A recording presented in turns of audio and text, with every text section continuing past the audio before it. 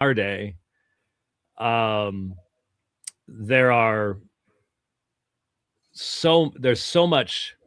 Well, you've seen that. Is it One Bible app?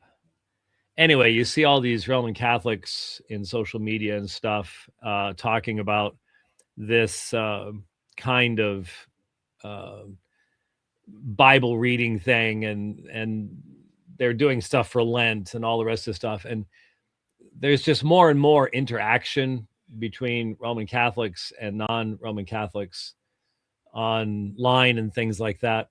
And that has impacted what books get published and stuff like that. But at least back in the mid 90s, there was still an interest in doing this. And if you've looked at the book and see, if I was a good marketer, which I never have been and never will be, you know, I would have had my people talk to Keith's people and would have had books there and stuff like that. I've just never done that kind of stuff. And especially now with Amazon, why bother? But if you have happened to look at the book, The Roman Catholic Controversy, then you know that I do deal with a wide variety of topics. I dealt with Sola Scriptura. I dealt with the canon of Scripture briefly. Papacy, sacramental theology, a number of things like that, and the Marian dogmas as well. And all of that, though, was under the general rubric that we deal with these other topics so that we can get to the real issue. You deal with Sola Scriptura so you can get to the real issue. And the real issue is, how does someone have peace with God? I've done, back before the Bible Answer Man became the Tradition Answer Man, I forgot how many times I was on Bible Answer Man with Hank Hanegraaff, many, many times. And I knew the last time I was on that it was going to be the last time I was on. That was the one with George Bryson. And if anybody has heard that, you know exactly what I'm talking about. They tried to ambush me, and it boomeranged on them, and they didn't appreciate it. So that was the last time I was ever on the program. Anyway, I was on with Jimmy Akin and Tim Staples. I think Akin might have been twice, or it may have only been once. But Tim Staples, I know, was twice in studio. And at one point, I forget which program it was, that Tim Staples, staff apologist for Catholic Answers, he's sort of my generation, so he's sort of moving out of the way for Trent Horn and others. But he was sort of one of the big guys at that particular point in time. And he's a former Assemblies of God guy. In fact, I think he has a book out called How Jimmy Swaggart Made Me Catholic, something like that. So rather boisterous, interesting fellow.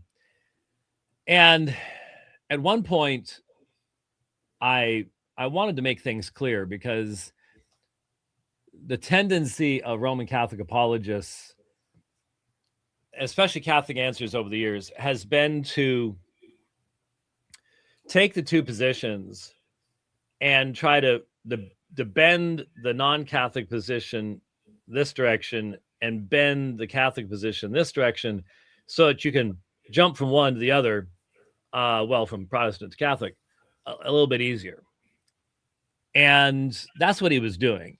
So they'll express their beliefs in a way that, honestly, that's not how they talk about it when they talk to each other, but out talking to us, they use different language.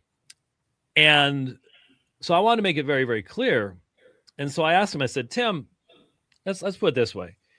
If you and I were standing outside an abortion clinic, okay, so something that we would agree on, and just by the way, when we are outside abortion clinics, and Apologia Church is outside abortion clinics all the time, having guns pointed at us and everything else. When we're outside of those clinics, we're presenting the gospel as the means of reaching people. And when the Roman Catholics are there, they are completely opposed to what we're doing. They're opposed to preaching. They're opposed to bringing the gospel to bear. They just sort of stand over in a corner praying the rosary. And they don't like that we're there at all. So that's been our experience for quite some time. Anyway, I asked him, I said, if someone walked up to you and I, we're standing outside an abortion clinic, and someone walked up to you and I, and they said, what must I do to be saved? Would you at least agree with me that we would give fundamentally different answers to that particular question? And I think I had to wrestle him to the ground to get him to answer it, if I recall correctly. But he eventually admitted, yeah, we would give fundamentally different answers to that question. And one of my earliest debates took place in, like I said, it started in August of 90 in Long Beach, and then December of 90, 2 debates with Jerry Matitix, who was the first PCA minister to convert to Roman Catholicism. And we did 2 debates in December of 90, and then in January, I think it was January of 91, I did 2 debates with Mitch Pacwa, Father Mitchell Pacwa, a Jesuit, the most conservative Jesuit I have ever met. Jesuits today, Jesuits in history were the Pope's hitmen, okay? If you ever heard of something being Jesuitical, that's an actual adjective. And that means sneaky and secretive and destructive. The Jesuits were the party of the Counter-Reformation. And so they started off, their founder, Ignatius Loyola, was famous for saying that if anything shall appear to our senses to be white that the church says is black, we are obliged to believe that it is black, that it is white, whatever the church said. So ultimate authority of the church, all that kind of stuff. So they now are the ultra liberals. Francis was a Jesuit. He was the first Jesuit pope in a very, very long time. And so now remind me, Keith, I just had to mute you because I'm coming back through the microphone. And that's okay. Don't worry about it. But just remind me, I muted you on this end. So if I start asking for something, remind me to, wave at me. Somebody, I know your fellow elder can wave his beard at me because that's so big. Give him the thumbs up, Mike. Everything else that see, there you go. Mike, give him the thumbs up so you can see. Nobody else would I would be able to see, but when Old Glory there waves at me, you can hide a cat in there. You really could. I mean, no, and nobody'd know. Anyway, like I said, I tried to grow a long one once. My beard doesn't do very well with that. But anyway, what were we talking about? Oh yeah, Mitch Pacwa. So super conservative guy, really nice guy, by the way. If you really want to see, in my opinion, the best debates that I've done on the subject of Roman Catholicism, I've done 5 with Mitch Pacwa. Sadly, the first 2, those ones in January of 91, they were video recorded. The Catholics destroyed the videos.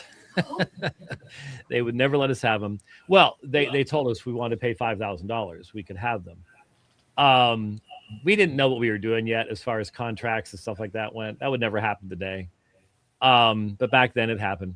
The audios are available, and they are on YouTube. If not YouTube, sermon audio. We've done 5 debates. We did the Mass and Justification in January of 91.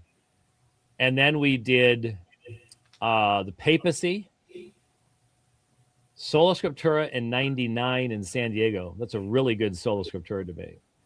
And then we did the priesthood about 2003, 2004, somewhere around there. I forget exactly when it was.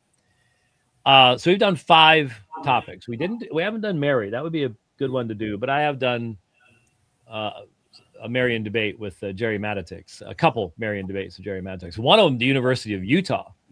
If you want to see confused people, have Mormons come and listen to a debate between a Catholic and a Reformed Baptist on something like the Immaculate Conception or the Perpetual Virginity of Mary. I think it was Perpetual Virginity of Mary. They'll just be like, what are you people talking about? But anyway, so those are my favorite debates because Mitch he doesn't play games. He's honest, straightforward, just a great guy. He really is.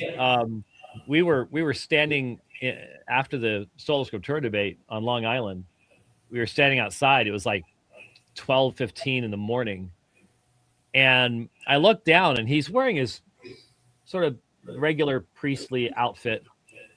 And I looked down, he's wearing these incredibly pointy cowboy boots.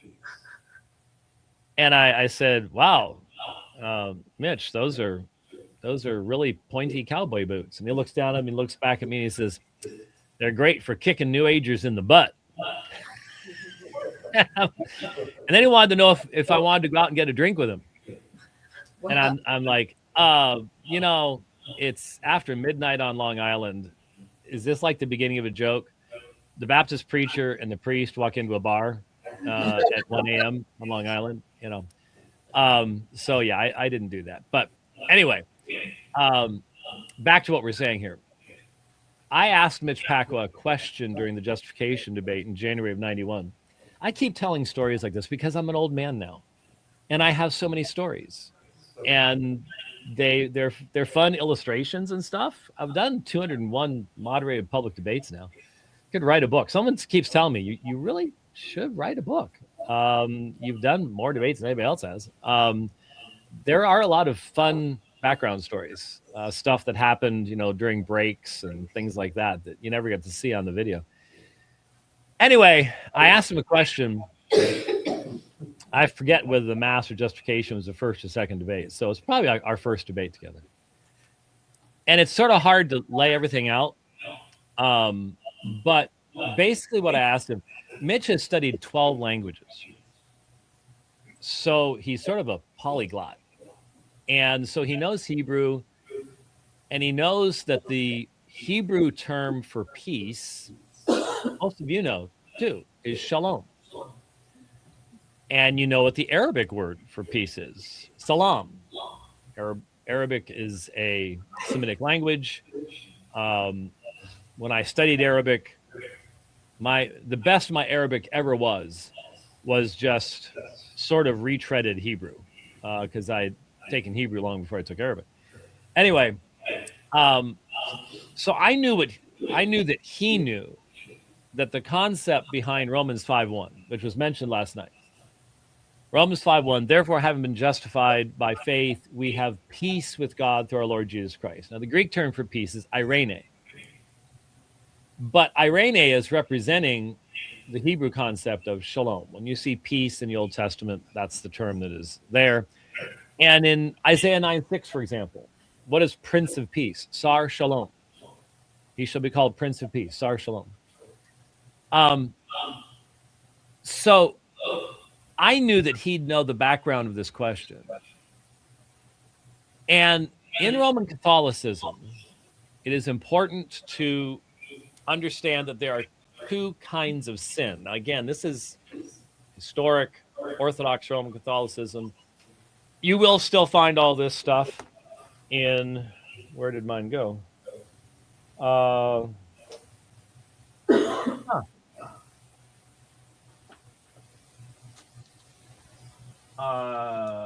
there it is.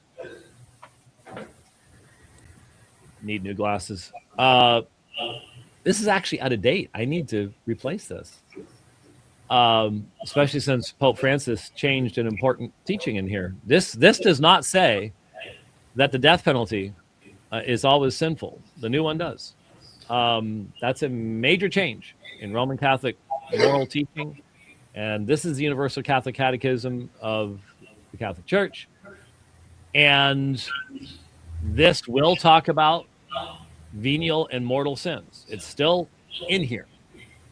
But you need to realize there's a lot of stuff in here that isn't in the practical everyday theology of many Roman Catholics today. Like we said at the beginning of last night, you got to find out the person you're talking to. You got to find out where they're coming from. So in Roman Catholicism, when you are baptized, you are placed in what's called the state of grace. The state of grace. Baptism infuses grace into you so that you are ontologically changed. You are changed from being the enemy of God to being the friend of God. And you are made pleasing to God, which is why you go to heaven. If you die in the state of grace, your soul is objectively pleasing to God, which is why you can go to heaven. Okay? So the problem is that what happens if you sin? Well, if you commit a mortal sin, and no, there is not a hard and fast list someplace that says these are the mortal sins. And it is self-evident that you can go to two different priests within 10 miles of each other in the same city, and you'll be given a different answer as to whether a sin you committed was mortal or not. The other kind of sin is venial. So a sin that's not mortal is a venial sin. So those are two kinds, mortal and venial. The mortal sin destroys the grace of justification. You are removed from the state of grace. You are now an enemy of God, again. And since there's only one baptism, then if you desire to re-enter the state of grace, you have to do so through the sacrament of penance. You are, in essence, re-justified by the priest, by the power of the priestly absolution. And you are given penances because every sin, whether venial or mortal, has temporal punishment that must be borne in time. The eternal punishment is removed in the sacrament, but temporal punishment clings to you. It is imputed to you. And so you have to say a certain number of Our Fathers and Hail Marys and do certain works of penance, whatever it might be.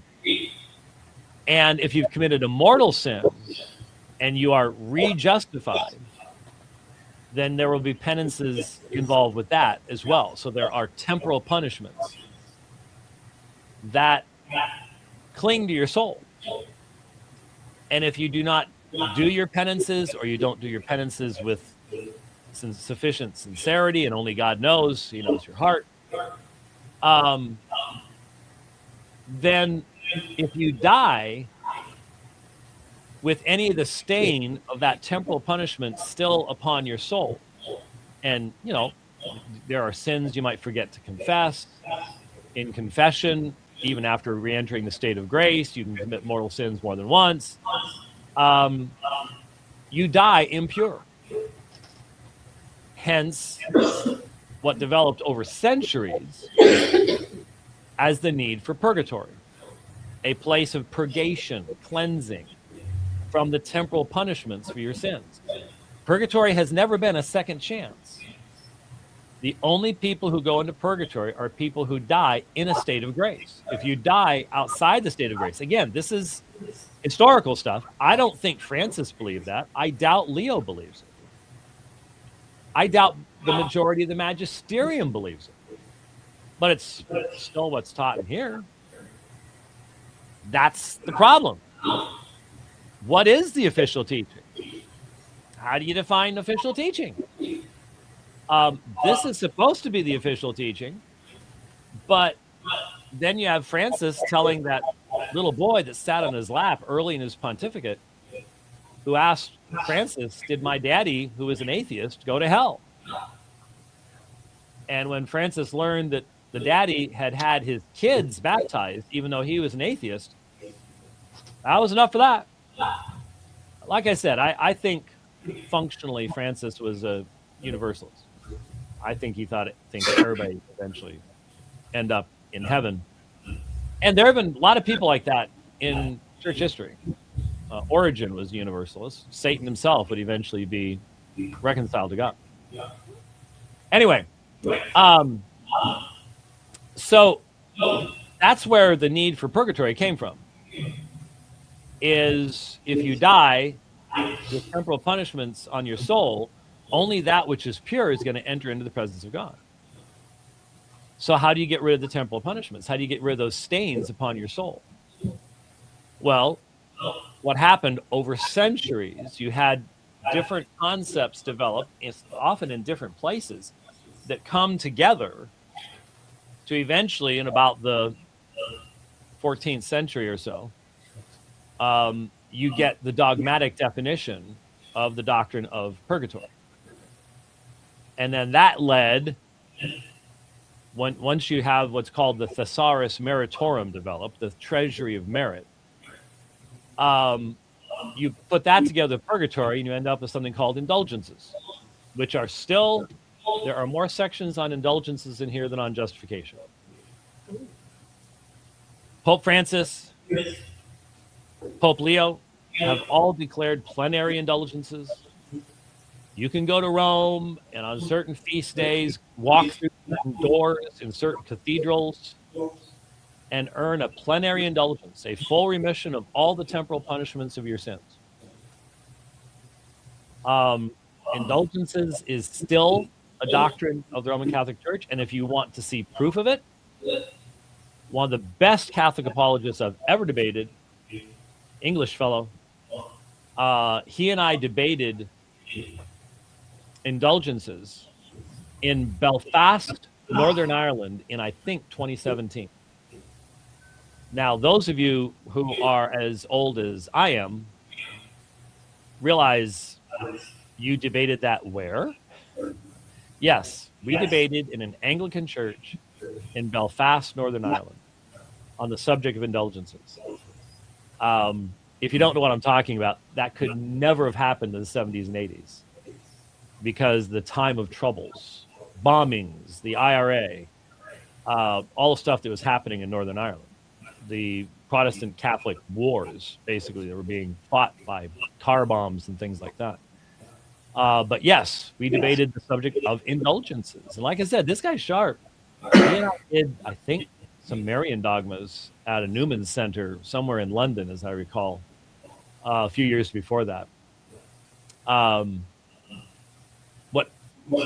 What made him different than most of the people I debate was he reads all my stuff.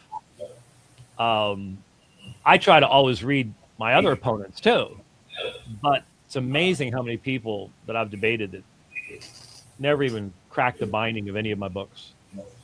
John Shelby Spong, Bart Ehrman. Of course, those guys are ultra leftists, and they don't think conservatives have a brain cell to work with anyways, and so they're not going to bother. But anyway, so indulgences are still a doctrine of the church. They're just not sold the way that they were at the time of the Reformation. Johann Tetzel, when a coin the coffer rings, the soul from purgatory springs. And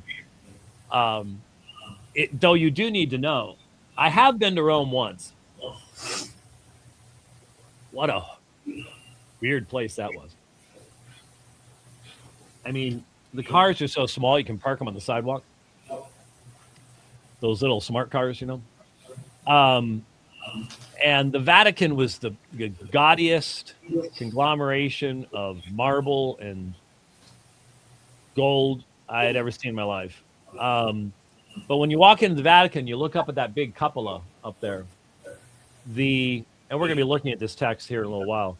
Matthew 16:18 is up there in gold, real gold. And where did that gold come from? It came from German peasants buying indulgences. And when they were selling indulgences, Johann Tetzel selling indulgences, which led to Luther writing the 95 Theses and the whole Reformation starts. That money went straight out of Germany, straight to Rome to build St. Peter's Basilica. So I found the whole thing gaudy and ugly, to be honest with you. And there was a sliding scale as to what your indulgence would cost depending upon your status in the society. So if you're just a peasant, then it didn't cost all that much. Though you were so poor, anything cost you a lot. And if you were richer, if you're at a higher status, then it was a sliding scale. The IRS has been around for a long time. And so literally Tetzel, now of course the Catholics will dispute this, but there are a number of sources that report that Tetzel actually preached, when a coin in the coffer rings, you put your coin in, a soul from purgatory springs. And look, the plague was still going around. And most women had to have 10 live births to get one child through to maturity. That's how bad infant mortality was. Everybody saw dead bodies in the streets. Everybody had to flee towns, and the plague would arrive. This was you dealt with death all the time. Medical science was not advanced, and so purgatory was the stuff that was preached about the sufferings of purgatory. There's a book by F.X. Shute called Purgatory. If you really want to know what Rome used to teach, read something like that. Rome doesn't teach this stuff anymore, at least not in the United States. It's still taught in Mexico and Central America, and places in Spain, old Catholic places. But here in the United States, they have completely sanitized purgatory. But when you read the real stories, they would talk about seeing popes.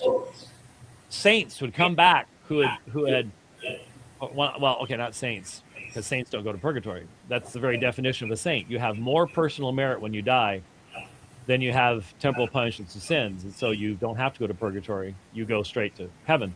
And in fact, your excess merit, if you have excess merit, that's what makes you a saint, goes into the treasury of merit. That's where indulgences come from. So there's all the excess treasury of the fact that Jesus shed his blood copiously. He only had to shed one drop of blood to redeem the world. But since he bled a lot, there's all this excess merit. And Mary, oh goodness, she never sinned. All sorts of excess merit. All that goes into the treasury of merit, which is under the control of the keys held by the Bishop of Rome, by the Pope. The Pope controls treasury of merit. And so an indulgence is a withdrawal from the treasury of merit. So they withdraw excess merit from somebody else. It's the mixed merit of Jesus, Mary, and all the rest of the saints. And so when you earn an indulgence, back then it was by buying it, now it's by walking through doors, climbing stairs on your knees, doing all sorts of stuff like that, then that merit is transferred into your account over against the temporal punishment of your sins. That's how an indulgence works.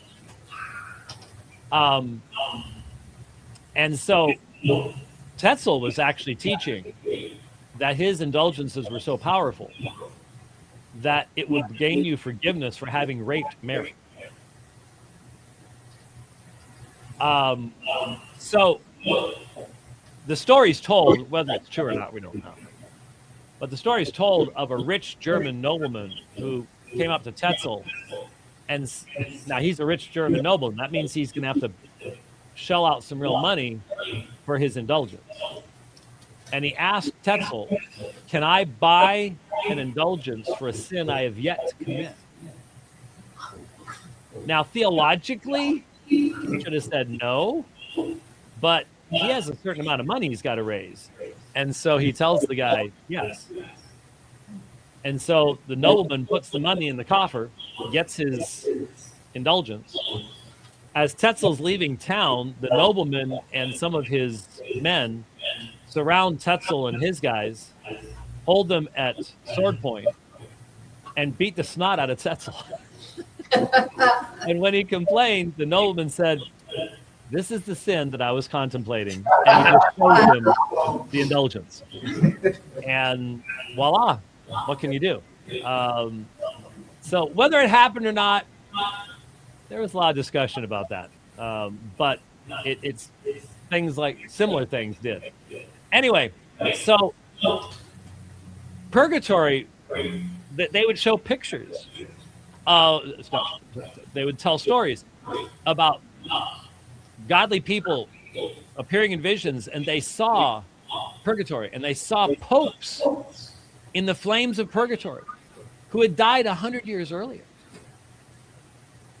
And so in the days of Martin Luther, you had the relic trade. I know I'm going off, but you just need to know what Rome once was and compare it to what it is now. They had the relic trade.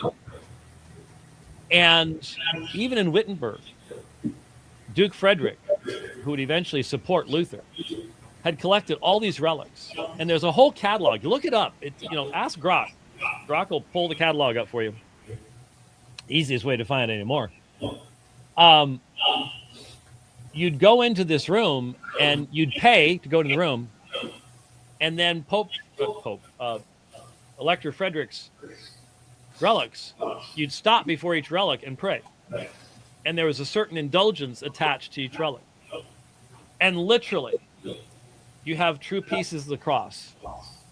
Desiderius Erasmus said there were so many true pieces of the cross in Europe in his day, you could have built a ship out of them. A crown from the crown of thorns. Straw from Jesus's manger bed when he was born. A swath of diaper from when Jesus was a baby child. A feather from the wing of the angel Gabriel. Of course, one of the true nails from the cross, all over the place. Everybody had those. Some of the stuff got so wild, there's still a place called the House of Loreto in Italy that was believed for a long time, and the faithful still believe. And indulgences are connected to it. That this was the Virgin Mary's home in Nazareth. It was picked up by angels and carried to Italy. Indulgences given for visiting it with the papal approval. And it even gets weirder than that. A lot of places had vials of Mary's breast milk.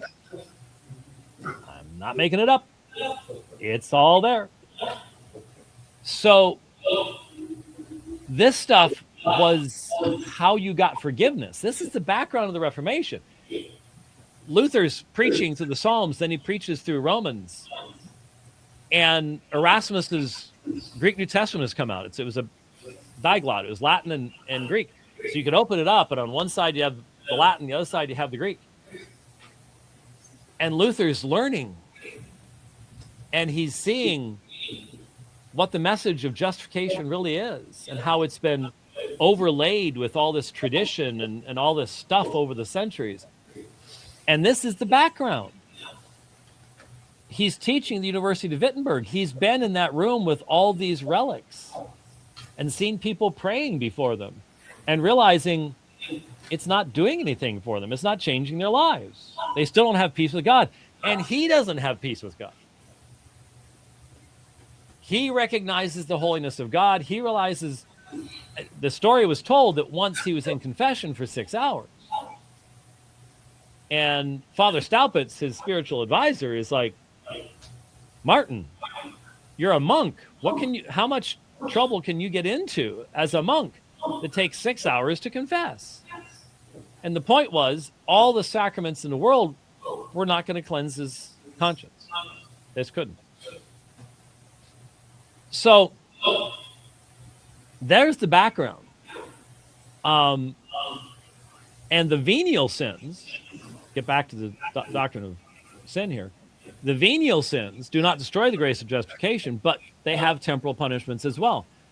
And the whole point is that which is unclean will not enter into the presence of God. So you must be cleansed before you enter into the presence of God. And the cleansing process in purgatory is called satisfatio, the suffering of atonement. Who's suffering? Yours. Your suffering atones for the temporal punishments of those sins. Not Jesus, not anybody else. But if you buy an indulgence for someone who's in purgatory, then their merit is transferred to the soul in purgatory. And so again, that book by F.X. Shoup, there's story after story of people appearing, especially, you're praying before the sacrament, before the Eucharist, and all of a sudden you smell smoke. I mean, it's the same story told in a number of different ways. In fact, you can look up, man, I wish I could remember the name right off the top of my head right now. There's this, I looked it up last year, but the name's escaping me. There is this picture online. Well, actually, there's a lot of pictures online. But this one in particular is a hand on a wooden beam in a church. And it's black. The wooden beam has been blackened by the touch of the hand. And it is supposedly where a very godly nun had died. And she appeared to a younger nun who had known her while the younger nun was praying. And she's bathed in flames. And she's instructing the younger nun on how to avoid the sins she had committed, even as a very godly nun, that have her now suffering in purgatory. And as she left, she put her hand up on that beam and was so hot that she burned the beam. And there's pictures of it to this day online. You can look it up. Don't look it up right now, but look it up later. Anyway, so this was the reality. This is what you thought your loved ones were going through. Remember, people are dying right, left, and center. You're losing kids all the time. All the reformers lost a child. Luther did, Calvin did, in their youth, very young. I think Calvin's son lasted like 9 days, as I recall. And everybody experienced that. Everybody was familiar with suffering. And so the indulgence trade was a lively trade, built St. Peter's, and provided nothing to the people who gave that money, obviously. Though they certainly felt better about themselves having done so. So that helps. We've now covered sin, the state of grace. Let me go ahead. We're sort of doing justification here. It's not what I was going to do, but it's working out that way, and I'm just watching the clock to see how we're doing here. I don't see anybody snoring yet, but I had to turn the microphone off anyways, so if you're snoring, I'm not going to hear you anyways. But Luther supposedly told a story. Now, I say supposedly, we can't trace it directly to Luther, but Luther Wittenberg to this day is a very rural city. I've been there 3, 4, 5 times. Last time I was there was in May of 2017. So, no. September of 2017, just before the 500th anniversary of the beginning of the Reformation. I've gone jogging all through Wittenberg, and one of my big bucket list things, you can look it up online. We know of 2 evangelicals who have preached from Luther's pulpit in the Castle Church at Wittenberg. You've all heard the story. You've all heard it wrong. The Castle Church door was where everybody posted notices. And when Luther nailed the 95 Theses to that door, all he was doing, he was not trying to start a Reformation. He wasn't interrupting a service. He wasn't saying, let me help you with your theology. Nobody even knew he was there. He was the young professor of theology at the University of Wittenberg. It was a small university. It was struggling for existence. He was advertising. He wasn't the only one that opposed indulgences, the indulgence sellers. Most of the Germans hated him. He wasn't the first one to raise theological objections to the selling of God's grace. All he was trying to do was to set up a debate between the University of Wittenberg and a larger university to give more popularity and notoriety to the University of Wittenberg. That's all he was trying to do. He had written up these 95 theses. These would be theses for debate. And back then, you didn't have football, soccer, baseball. You had debates. That's how universities competed with each other. And so he was basically trying to get someone to challenge him to debate on these topics. And that would help the university out. And so he walked up to that door. He nailed them up there in Latin. A farmer probably walked by with his cow and said, "Good morning, Father Martin." And he said, "Good morning, Thomas." And that was it. All the stuff of him standing there like this, pure fiction. I'm sorry. I know some of you. I'm sure that Keith has a Martin Luther tonsure thing that he puts on his head, so that he's got the tonsure cut and the robe and the whole nine yards. Probably has a whole spiel that he does. I'm sorry, but it's just fiction. And you knew if Keith did it while he's dressed up, it was fiction anyways, so it shouldn't really shock him. But anyhow, so what happened was an enterprising printer came along, saw what he had posted, copied the theses down, translated them to German, and printed them. And without Luther's permission. Well, there's some dispute about that. And that's how he became famous. He wasn't looking for it to happen. It came and found him. The next year, you had the debate at Leipzig. And that's when everything really started to take off. So my big claim to fame, you can go online right now and put James White Castle Church in YouTube. And like I said, we know of two evangelicals who preach in that church. It's a beautiful church.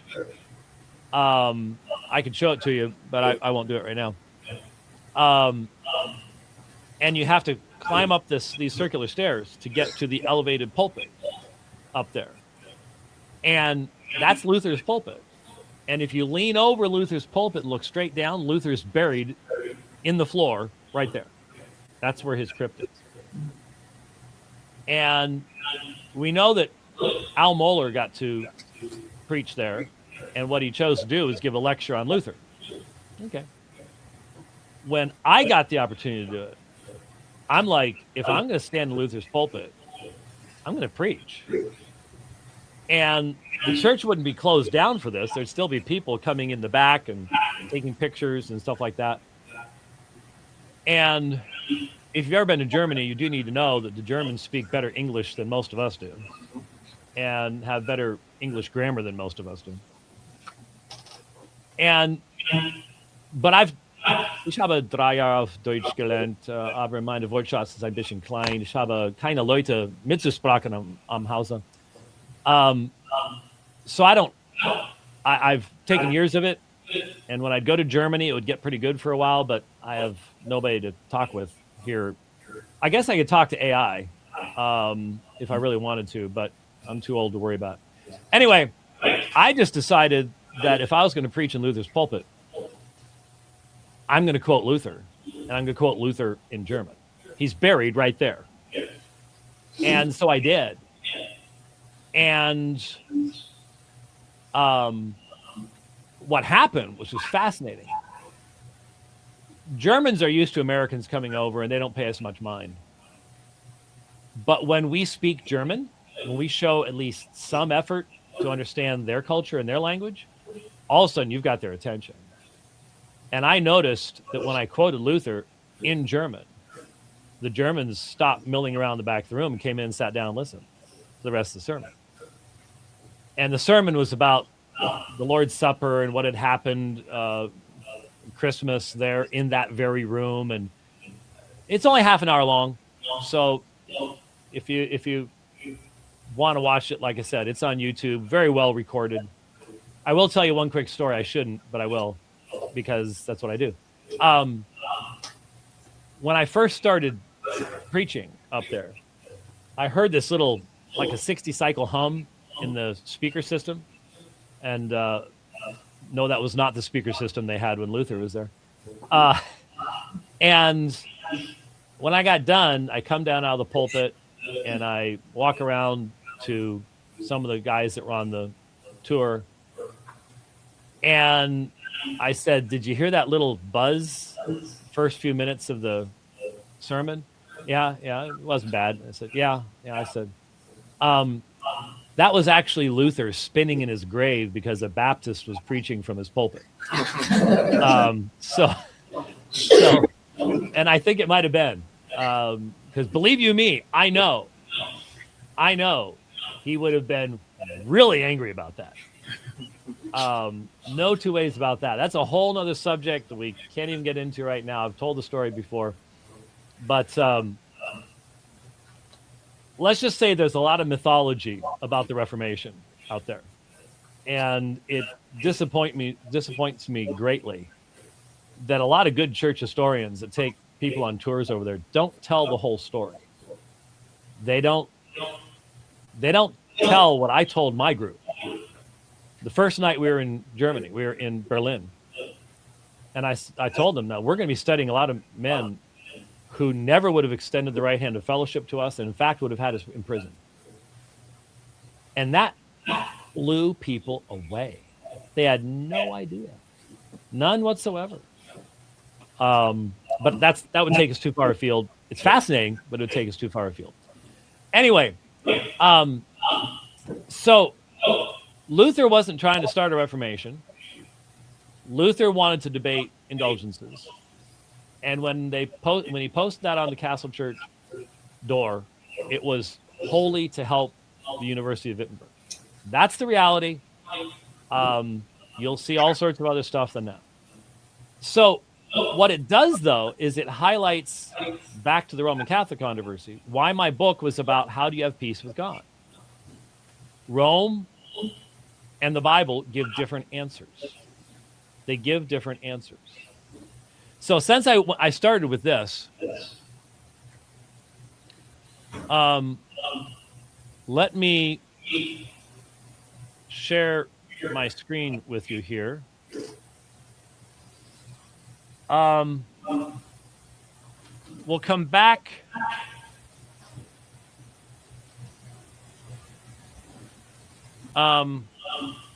See, I'm just trying to think the best direction to go here.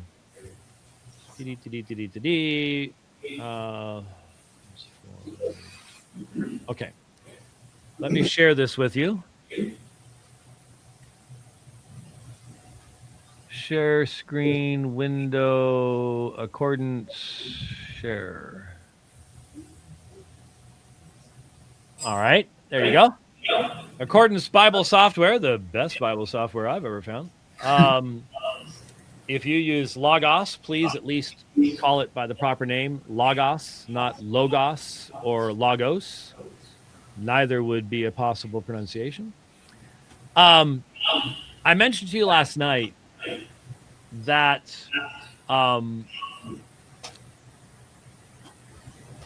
if you want to be prepared to witness to Roman Catholics, I would highly recommend to you the memorization of really the first 8 verses of Romans 4, but if that's too daunting a task, at least the last couple of verses in Romans 4, 6 to 8.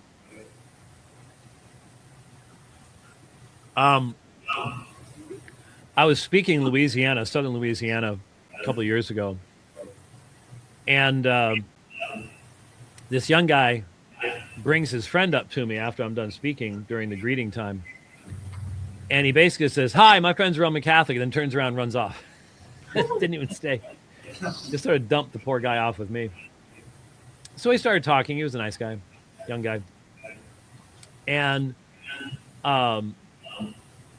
this is the text that I opened up with him. And looking at Romans chapter 4, verse 4. Now, the one who works, his wage is not counted according to grace, but according to what is due. But the one who does not work, but believes upon him who justifies the ungodly, his faith is counted as righteousness. Now, I just want to, before we read the rest, because it's easier than scrolling, you need to understand, when you look, you don't have to read Greek to see this, but up here you have now to the working one. And then notice the next verse starts, now to the not working one. It's the exact same language, but the word not, me, is not. Ergodzomeno means the one working. So Romans 4:5 is the direct opposite of Romans 4:4. So to the one working, hamisthos, the wage, that's the standard term used in Greek papyri for the payment of a wage to someone. The wage is not reckoned or imputed, logidzatai, according to grace, karan, as a gift, but according to aphilema, which means what is owed. Again, standard Greek papyri language. We now have thousands of papyri that have been discovered from this time frame. We can put the New Testament language in its context very well now. And this is a debt. It's what is owed to someone. So what's his point? To the one who works, you work for an employer, you're owed a wage.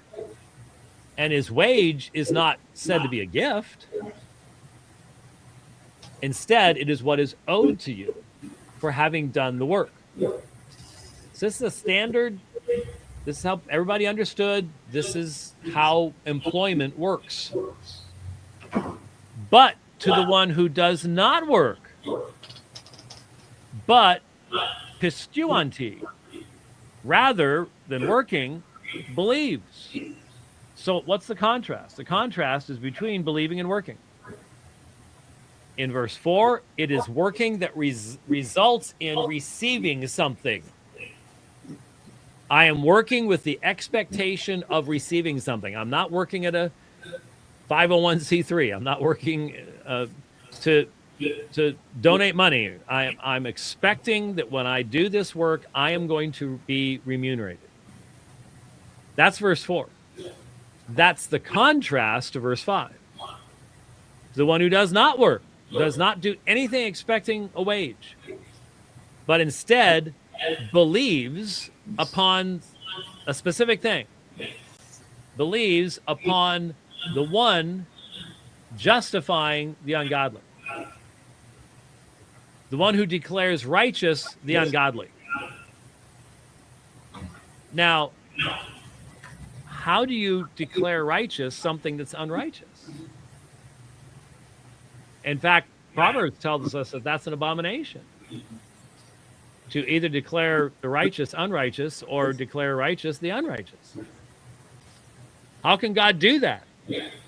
Well, I've had many a Roman Catholic attack what I preach on justification. That's a legal fiction. It's not real, because in Roman Catholicism, when you're baptized, you are made objectively pleasing to God.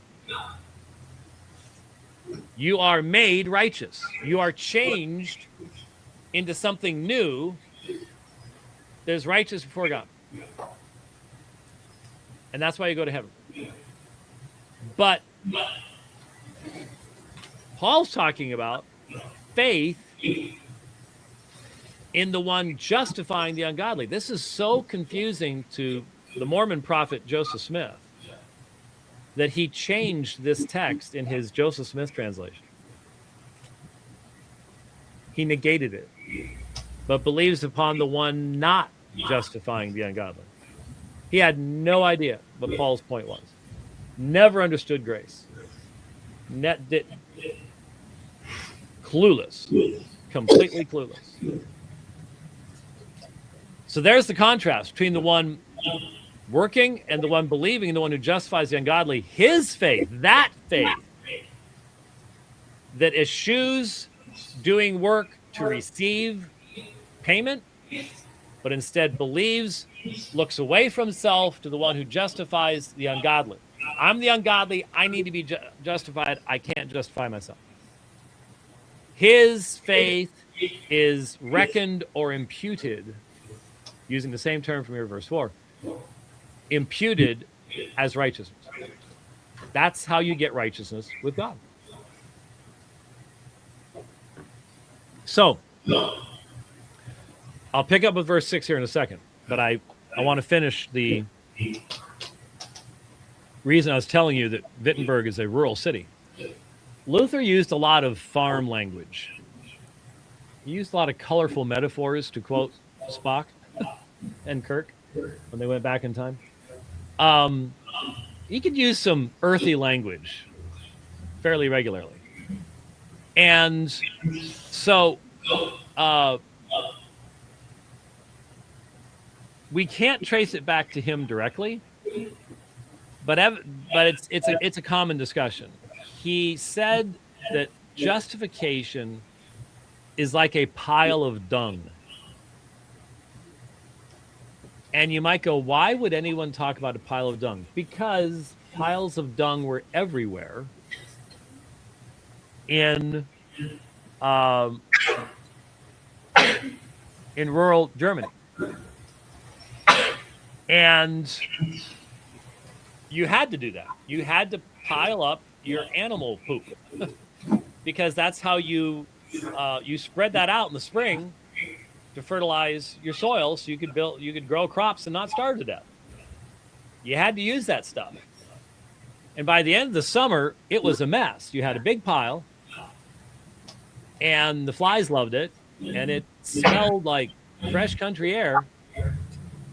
And what would happen, now this is an illustration that Floridians and Arizonans struggle with, but people in my home state of Minnesota, understand really, really well. And that is the first snow of the fall. That first beautiful snowfall, you wake up in the morning and everything's covered. And it's before people leave tracks in it, and it's before it gets all icky and slushy and everything else. It's really beautiful. And everything's covered evenly, including the pile of dung.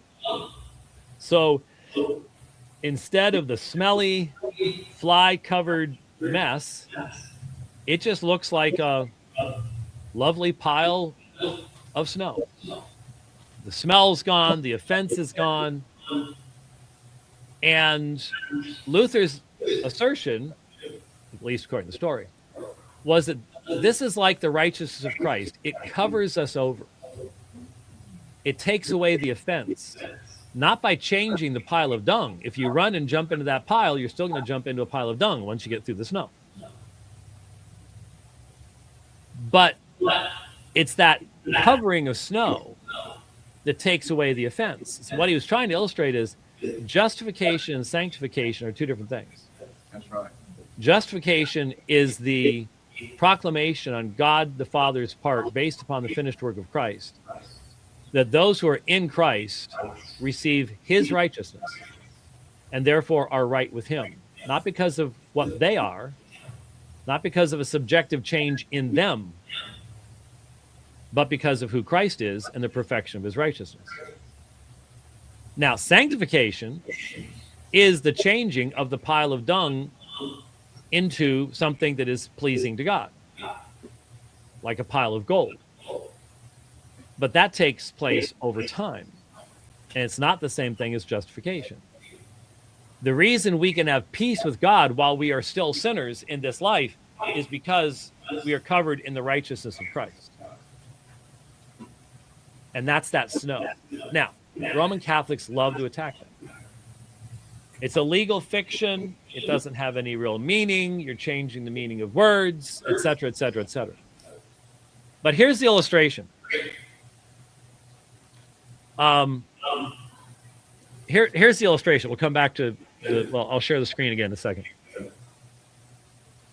Many years ago, I reversed all of this and said, okay, let's do the Roman Catholic view.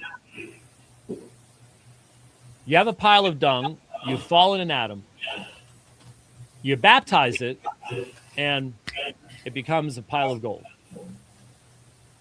It's subjectively changed into something that's pleasing to God.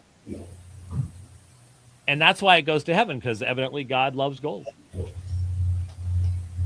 I mean, he lines the streets with it, so he needs to have all of it he can get. Here's the problem. What happens when you commit venial sin? Flecks of dung start to appear on the gold. And while it's still objectively pleasing to God, it has to be cleansed before it can enter into God's presence. And hence, purgatory. And of course, the ancient idea was to burn it off with fire. But what if you commit a mortal sin? Well, you're back to being a pile of dung. And then you go through the sacrament of penance, back to a pile of gold, with flecks of dung on it that you have to go through purgatory or work off in your penances in life before you're done. And here's the problem. I don't have the book in here, but there's a book called Fundamentals of Catholic Dogma by Ludwig Ott that, and I'm just quoting off the top of my head here, the reason for the uncertainty of the state of grace is just this, that without a special revelation from God, one cannot know with certainty whether one has fulfilled all the conditions which are necessary for achieving justification. Did you hear that? Without a special revelation from God, you can't know whether you have fulfilled all the conditions which are necessary for achieving justification. See, Roman Catholics call it the sin of presumption if you think you're a pile of gold. That's why there's no peace. That's why I asked Mitch Pacwa, finally got around back to this, and then we'll go back to Romans 4. Finally got back to Mitch Pacwa. I asked him the question about peace. He knows that there is no shalom in Israel right now. I mean, you've got incoming missiles, you've got the Iron Dome, Patriot missile batteries. Evidently, we're now starting to use space weapons, directed energy weapons, and just all sorts of wild stuff going on. Leads some of us to speculate maybe all this war stuff is just simply so you can test out how well the weapons work in reality.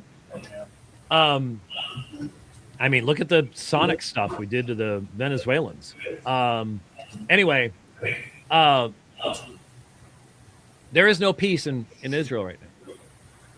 Even if there were no incoming missiles, let's say it stopped. I saw something this morning about Iran saying we're not going to launch missiles at any other nations around us anymore or something. Maybe they ran out. I don't know. It's sort of dumb to say we're not going to do it anymore. We ran out.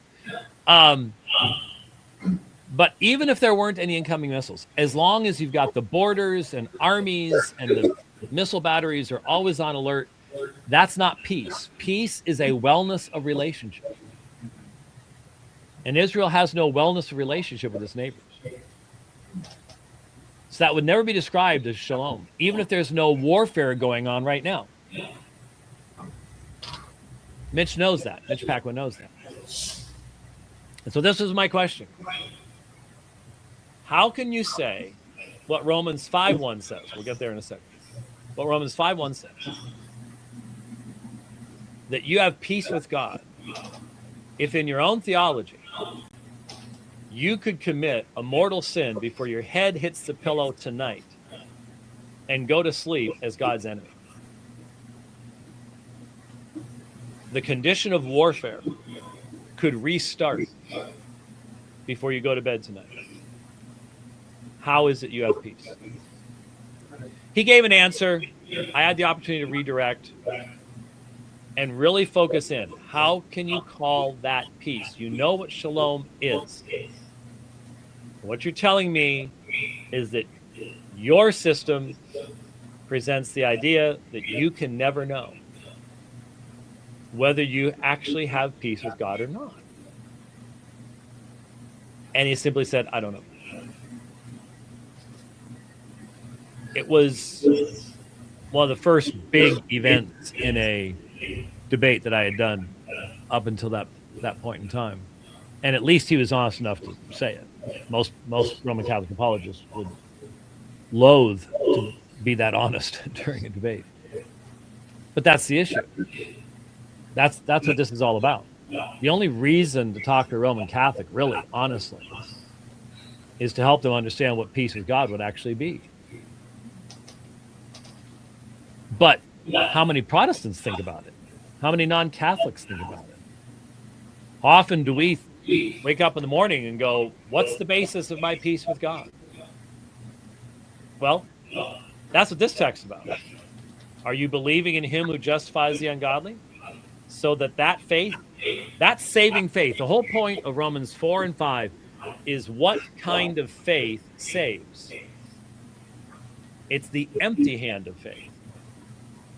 It's not the faith that you put a bunch of stuff in. Here, I'll try to give you this. I'll try to give you that. I know it's not enough to really pay for all of it, but it's a little something.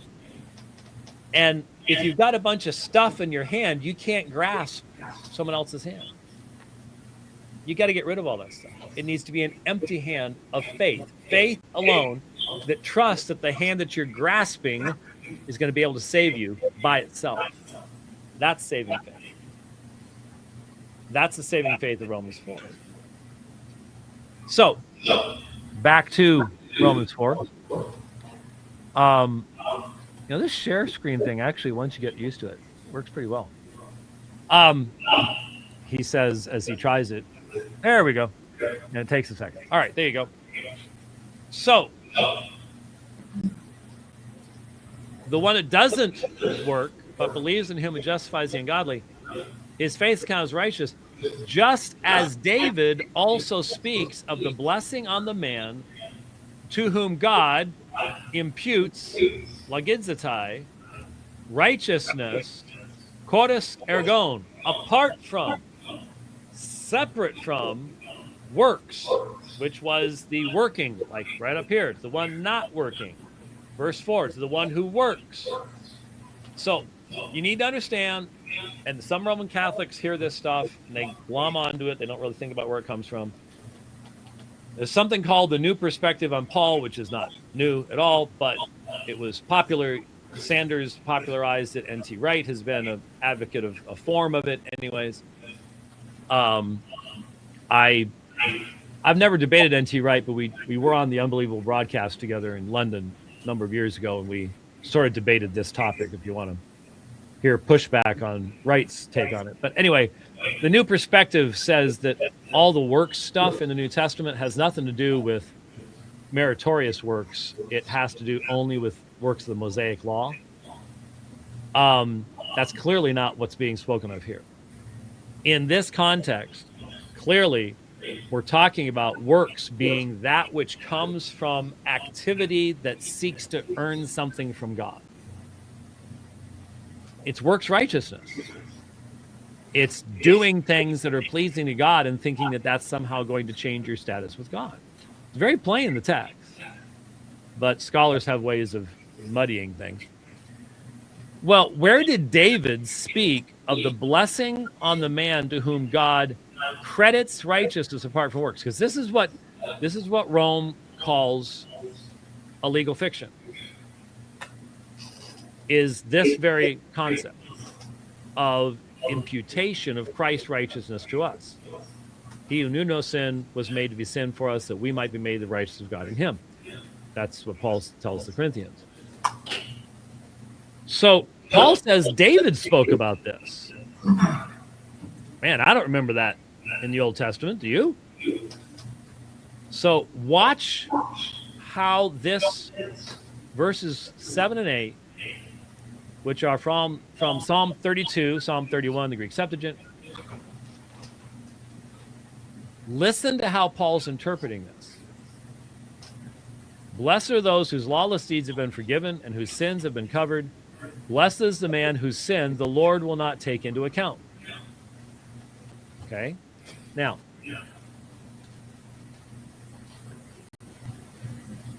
where is imputation of righteousness apart from works? Paul's quoting it. This sounds like forgiveness and non-imputation of sin. Paul believes that David is saying what he's saying, and it's important for us to see how that's the case and how the vast majority of man's religions don't understand it. They don't get it. They don't accept it. So he speaks of the blessing, makarismon, and here is makarioi. There's the blessing. Blessed are those whose lawless deeds have been forgiven and whose sins have been covered over. Well, how were their sins forgiven? God just doesn't wink at sin. And then you have verse 8. And here's what I said to the young man and what I've said to many a Roman Catholic over the years. Blessed is the man whose sin the Lord will not take into account. So like I said last night, I'll be brief here since I did sort of cover this. When I asked Father Peter Stravinskas this question, he had clearly never even contemplated it. Because his first answer to the question, who is the blessed man of Romans 4:8, was Jesus. Well, Jesus didn't have any sins to not be reckoned to him. So that was a really bad answer.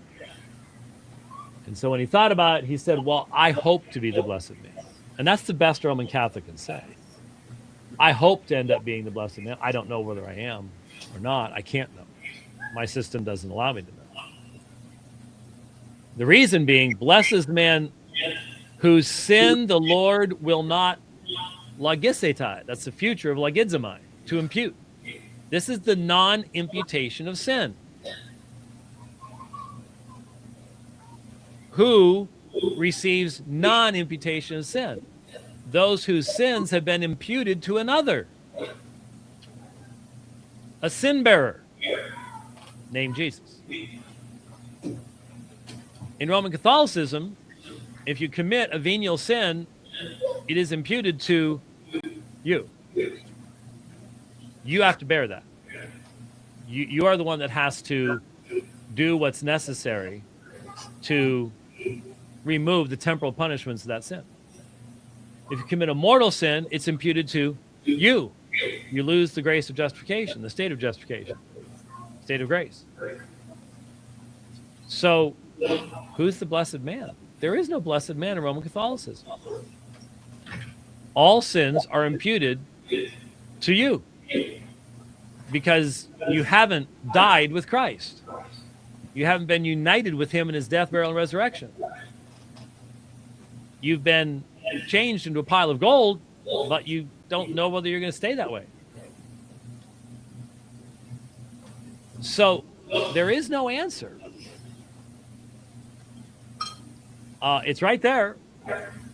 And you see, this then is the foundation of Romans 5:1, which we looked at before, right there. Therefore, having been justified by faith, we have peace. Irene. We have peace with God through our Lord Jesus Christ. That's where the peace comes from. It's not based on me. It's not based on my works. It's not based on my faithfulness. It is based on the fact that Christ is sufficient. And if I have died with him, then I have his righteousness, I have his life, and that is why I have peace with God. That's what that's all about. Now, I've still got a whole lot more that I can cram into the last hour and a half. And part of it's because I tell you too many stories. Let me just do one thing. Let me run over just a little bit, and maybe we can have a couple fewer questions or something. But I was thinking about starting off with the papacy, and I didn't start off with the papacy. And we still have two topics that I think are really necessary to get into something like this, into a conference like this, and that is the Mass, because there is no finished work of Christ in Roman Catholicism, and that's of course directly related to what we're just talking about, and the Marian dogmas, because on a practical level, one of the greatest barriers to being able to reach the Roman Catholic is their devotion to Mary. And so I want to try to somehow get them in. But let me just very briefly, I might be able to get it done in the next 3 minutes, but we'll probably not. You know the text. You know that Jesus is with the disciples at Caesarea Philippi, and he asks them, you know, who do people say that I am? Who do people say that the Son of Man is? And they said, some say John the Baptist, and others Elijah, but still others Jeremiah, or one of the prophets. And he said to them, but who do you say that I am? And Simon Peter answered and said, you are Ha Christos, the Christ, the Messiah, the Son of the living God. And Jesus answered and said to him, blessed are you, Simon Bar-Jonah, because flesh and blood did not reveal this to you, but my Father who is in heaven. And I also say to you, Matthew 16:18, let's make sure we understand. I say to you, singular. He's not speaking to the apostles as a whole. That's a singular pronoun right there. I say to you that you, singular, are Petros, Peter. And upon this Petra, I will build my church, and the gates of Hades will not prevail against it. And I will give to you, stay singular, I will give to you the keys of the kingdom of heaven. And whatever you bind on earth shall have been bound in heaven, and whatever you loose on earth shall have been loosed in heaven. Please notice the use of tenses there. It's not that what happens on earth determines what's in heaven. What happens on earth reflects what the reality in heaven already is. So, the Roman Catholic understanding is that in Matthew 16:18, Peter is made the head of the church. He is given the keys in distinction from everyone else. He holds them with a power of primacy. And since Peter allegedly goes to Rome, is buried in Rome, the Bishop of Rome is his successor in holding these keys, and hence is the head of the universal church. This was not the understanding of the early church. There are many early fathers that read Matthew 16:18 and never came to that conclusion. And the origin of that view is very easy. It came from Rome. Historically, the power of the Church of Rome started with the church, not with the bishop. Historically, there was no single bishop of the Church of Rome until about 140 AD. You can see that from Ignatius's letter, for example. You can see that from First Clement, when the Church at Rome wrote to the Church of Corinth and told them to restore the elders they had kicked out. It wasn't written by a single person claiming papal authority. There's nothing in the letter that even hints at such a thing. So historically, history is on the side of non-Catholics when it comes to the claims of the papacy. It really is. Most Protestants today don't know why that is and don't care either. But I'll just direct you to the debates we've done on the subject. It hasn't been difficult to demonstrate that. In fact, when the Pope visited in 1993 up in Denver, Colorado, I did 2 nights of debate with Jerry Matitix on the papacy. The first night on the New Testament evidence, the second night on the early church evidence. That's 7.5 hours. And you can see that we can stand toe-to-toe on this issue and not have to be embarrassed in so doing. But here's the key here. Yes, this is singularly said to Peter. However, right here, Matthew 16:19. Doso, I will give you, not I am giving you, but I will give you. It's future tense. I will give to you the keys to the kingdom of heaven. All right, when did that happen? Where does Matthew record for us Jesus giving the keys to the kingdom of heaven to Peter? Well, there's only one other text, Matthew chapter 18. But in Matthew chapter 18, the keys are given to all the disciples as a collective group, not to Peter alone, or Peter in preference to anyone else. And if that's not the fulfillment of this, then you have to go, well, Matthew never bothered to record it for us. No, he did in Matthew 18. And Peter received the keys along with the other disciples. And the keys are simply the proclamation of the gospel. That's how you loose someone or bind someone. When you proclaim the gospel to them, if they accept the gospel, they're free from their sin. If they reject the gospel, they are bound in their sins. That's really all it's about. It's about the gospel itself. It's not about purgatory or indulgences or all the rest of that kind of stuff. So it's future tense. And Matthew 16:18 does not change the subject from the context is, who do men say I am? And Peter was right. You're the Christ, the Son of the living God. And it was his confession that Christ is the Son of the living God that is the foundation of the church. And many in the early church recognize that. More people in the early church, more of the early writers interpreted it that way than interpreted it as having anything to do with the Bishop of Rome at all. That's just a fact. So this rock, notice this term right here, that is a demonstrative pronoun. And upon this rock, if he was still referring to Peter, there is no reason why he would change to this rock. He's referring to something other than Peter that differentiates the rock from Peter. You don't have to get into all the Petra stuff. That's not really valid anyways. The real issue is this rock is other than Peter.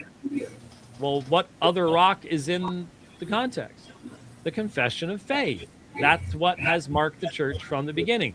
Jesus is the Christ, the Messiah, the Son of the living God. That's what the church is all about. And the gates of Hades will not overpower it. Doesn't mean the gates of Hades are attacking the church. Gates are defensive. They're not offensive weapons. This is the church militant being victorious in the purpose of God. That's what Matthew 16:18 is about. All right. So, went 4 minutes over. That's not too bad. Let's grab some questions. I will turn my microphone or the audio back on here so I can hear you.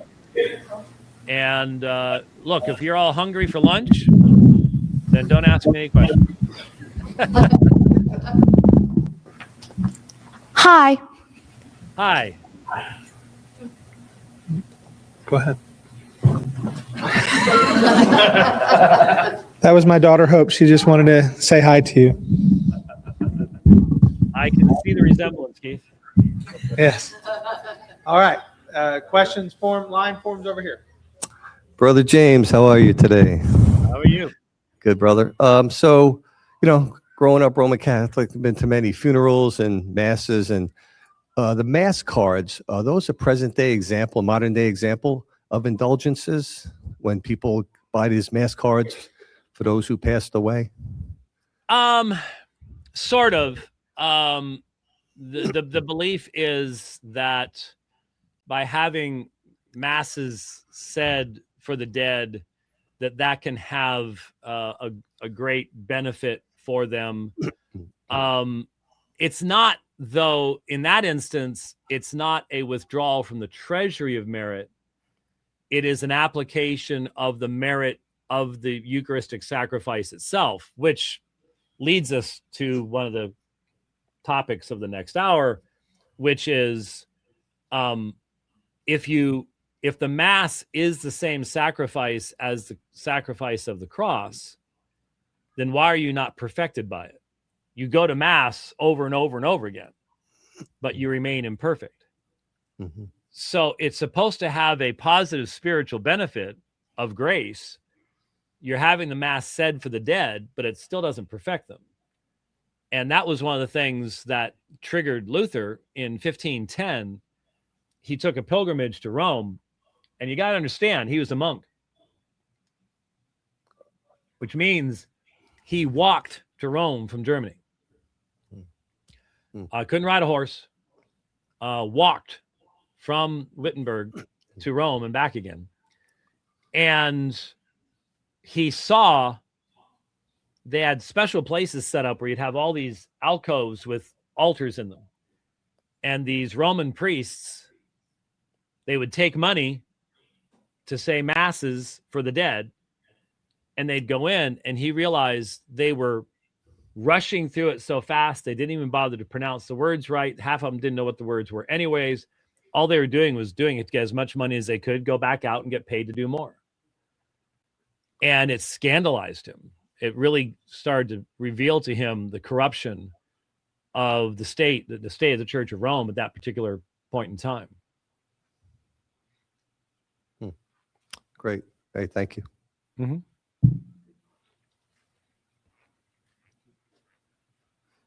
Good morning. Morning. I have a question. So just thinking about all of these venial sins and mortal sins and purgatory and the sacraments, as you just mentioned, Catholics don't believe in the finished work of Christ. How do you think a Catholic would respond back to like John chapter 19, verse 30, where Jesus said, "It is finished," and also in Hebrews 1:3, where it says, after Jesus made a purification of sins, he sat down at the right hand of the Father, how that vindicates and signifies that his work is sufficient. So how would a Catholic respond back to John chapter 19:30 and also Hebrews chapter 1, verse 3? It's interesting. In a recent debate, and I was trying to remember whether it was Trent Horn or Jimmy Akin. I think it was Jimmy Akin. Anyway, that was their big focus. No. Sorry. It was Joe Heschmeyer. We did a debate on the Eucharist as a sacrifice in Jonesboro, Arkansas, a little over a year ago now. And that was one of his big things, was to try to attack the use of John 19 and say, but it's not finished. There needs to be application. There needs to be the intercessory work of Christ. And what they're trying to do is open the door for their concept of a sacrifice that can be limited in scope, non-perfective, but they have to, because they have to make that kind of room, because their whole theology is of the Mass, as we will see in the next hour, is that this is an unbloody sacrifice of Christ that is a means of grace, but not a means of perfection. And if it is finished, then all the sacramental system of Rome, and that's what Rome's all about. Rome is all about the sacramental system is the means by which you parcel out the fruits of redemption through the church. The centrality of Rome as an organization is vital to understand. It really, really is. That's why it's natural when people convert to Rome, they talk about conversion to the church. We talk about conversion to Christ. They talk about conversion to the church. Is because the church remains absolutely central. And it's not that the true Christian church isn't absolutely central, but the true church does not eclipse Jesus himself. And once you understand what Rome's doing with the Marian dogmas and all the rest of the sacramental system, then you see how his finished work does become eclipsed. And so, yeah, if you want to hear exactly how those texts would be responded to by a Roman Catholic, check out the debate I did with Joe Heschmeyer on that very subject in Jonesboro last year. Good. Thank you. And also just a quick second question. I'll be super quick. And so a question, do Catholics also believe that the holy divine justice of God was satisfied eternally or just temporary? Because in Isaiah chapter 53, verse 11, where it says, out of the anguish of his soul, he shall see and be satisfied. So are they thinking it's satisfied only temporary or eternally? They would argue that there is a sense of eternal satisfaction in the sense of having provided the means of redemption, not necessarily the application and accomplishment of redemption. And let's be honest, most non-Catholics agree.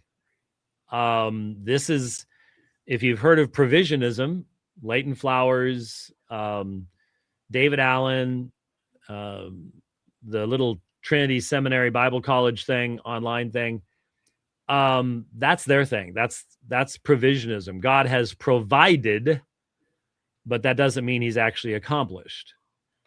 And in that way, that's one of the ways in which provisionism and Roman Catholicism are just kissing cousins. They're on the exact same page. They just do it differently. So the satisfaction would be having provided the means of redemption, but then left up to us whether it's actually going to be accomplished.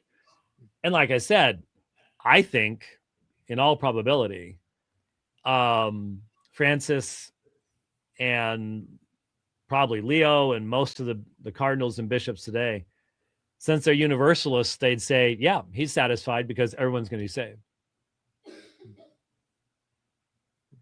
Thank you. Uh-huh.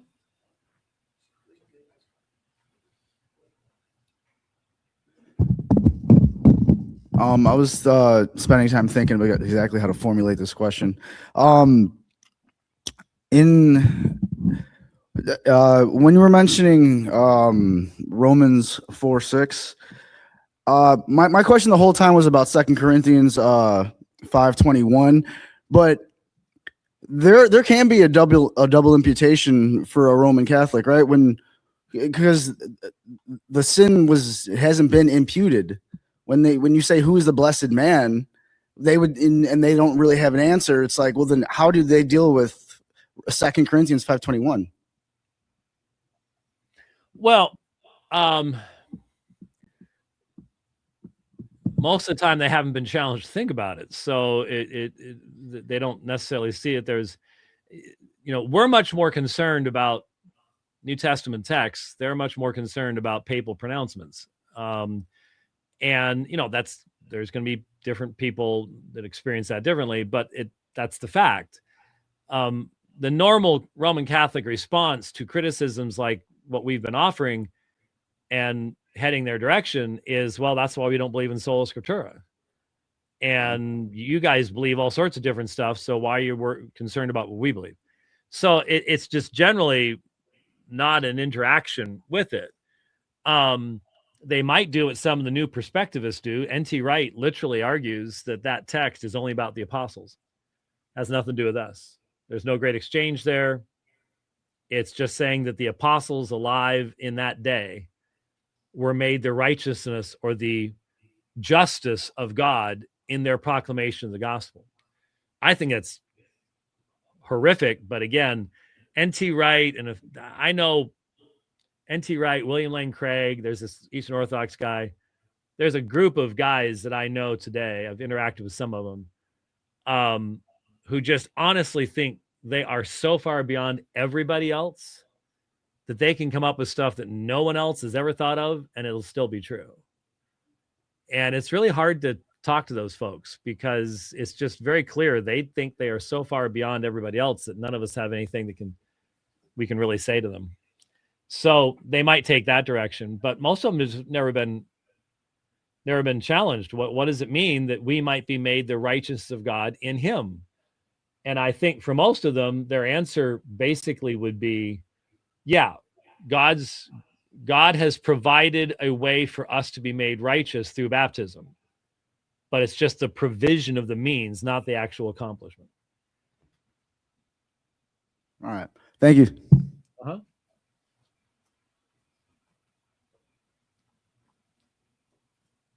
Wow, this is for short people. Sorry. Good morning, Dr. White. Could you used a word last night, and I've seen it in reading about So justification. is Keith paying people to ask questions? Is that what I can't see over to the right?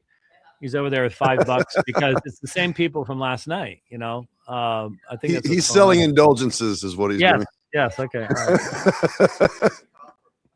right. But could you explain what you mean when you say that justification is forensic?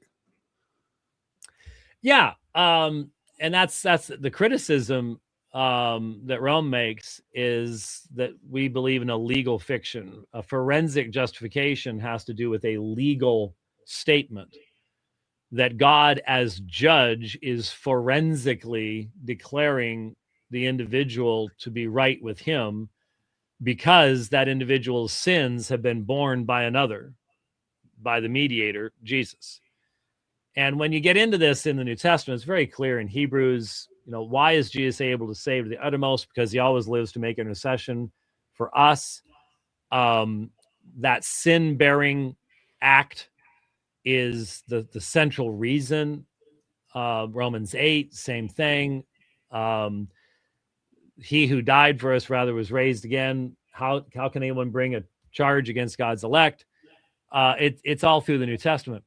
So when we say forensic righteousness, that's over against an experiential righteousness where, we're turned into a pile of gold and we are subjectively made pleasing to God. Roman Catholics in general reject the idea that God is acting as judge, despite the fact that that's what it is in Romans 8. It's exactly what it is. The law court, it's right there on the page, but again, that's not their normal experience. And just one more quick thing. You've talked several times about the new perspectivists. I've listened to your talk with N.T. Wright. It took me about 3 times before I finally started to understand pieces of it. But do you know what he means when he says the questions the reformers were addressing were not the same questions that the early church was addressing? I've heard him say it a million times, but he never explains it. And I don't know what he means by that. Well, he does, but he maybe, I think he did in our conversation, but he certainly does in his books, but he's not an easy person to follow. He did a short book that was easier to understand. The big books are meant to just show off his huge vocabulary and his pulsing brain. I mean, he is a really smart guy, and I thought we had a good conversation personally. But still, it bothers me when someone honestly thinks they are so far beyond everybody else in church history that no one can really critique them or things like that. Though he did not act condescendingly toward me, I will grant that. I think people need to recognize that. Anyway, what he's saying is that the issues of the Reformation were not the issues of the early church, that the issue of works were the works of the Mosaic law, the righteous fulfillment of the Mosaic law on the part of the Jew was not something that, from his perspective, indebted God. But that's where he's wrong. We looked at Romans 4. Apart from works, what works? The works of the one working to receive something from God by doing. That's not the Mosaic law. That's not fulfillment of it. You really have to twist some key texts in Paul to come up with N.T. Wright's position. And we did discuss that. I remember specifically discussing Romans 4:1 with him, because he really has to stand on his head to get around what's being said to introduce the discussion in Romans chapter 4. Now, I should say, he said in that conversation as well, he says, I agree with where you end up at. I just don't agree with how you get there. And he says, I think there's a better way to get there, but because I agree with you in the final analysis of how you end up having peace with God. But I don't think that he actually ends up getting there. Thank you. All